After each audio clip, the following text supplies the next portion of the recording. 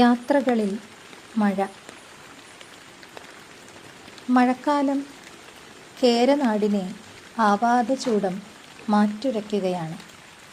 മലനിരകളിൽ, ജലസരണികളിൽ, പിന്നെ ഈ മൃത്തിൽ വർഷം പതിച്ചുകൊണ്ടേയിരിക്കുന്നു.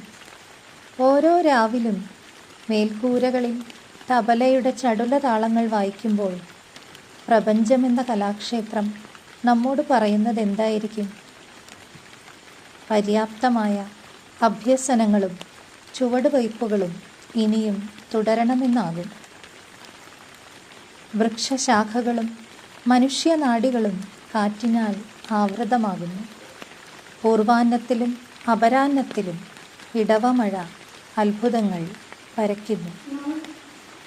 ആകാശം മനുഷ്യന് നൽകുന്ന ഈ അവാച്യ സംഗീതത്തിൻ്റെ മൗനധാരയിൽ ഒരു പൂ പോലെ ചലിക്കുമ്പോൾ മറ്റെന്താണ് നമ്മെ അലട്ടുക എന്ന് ഞാൻ സംശയിക്കുന്നു.